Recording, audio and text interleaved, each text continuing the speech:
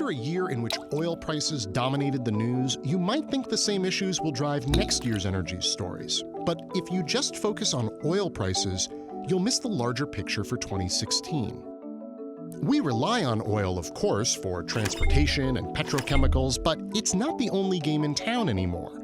As our reliance on oil shrinks, we'll turn not to just one new source of energy, but several.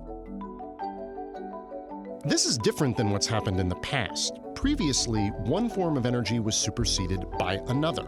In the 19th century, our reliance on wood gave way to coal, and in the 20th century, that yielded to oil.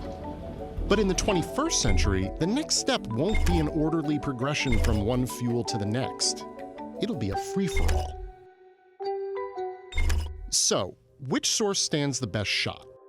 Let's get the easy answer out of the way first. It isn't going to be coal. Although Japan and China will add coal plants this year, coal's share of U.S. electricity production has gone down 17% since 2005. Coal is just too dirty in the face of climate change. Nuclear energy isn't doing so hot these days either. Since Fukushima, several aging U.S. plants have been closed, and Germany, Japan, Taiwan, and other countries are planning to phase out nuclear energy altogether.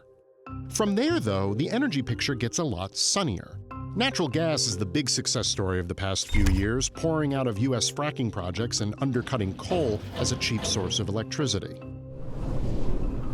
Wind power is as cheap as coal in Germany and the UK, and demand for solar is actually the highest it's ever been, which may have something to do with the price of solar panels dropping 95% since 2008.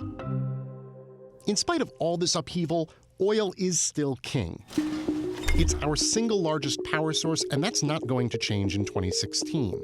Between high U.S. output, Iran probably resuming its exports, and Saudi Arabia lowballing to maintain market share, oil prices are likely to stay low for a while, which means less incentive to find an alternative. But there's a funny thing about oil you may not have noticed. It doesn't really compete with the others directly. Oil mostly powers cars, ships, and planes, while the others mostly generate electricity. The wild card for oil in 2016 and beyond is how fast cars might start to run on electricity instead of gasoline or diesel. If and when we see a big shift, it may signal the true end of the oil age, but it won't be replaced by the solar age or the biofuel age or the wind age. It'll be replaced by all of them.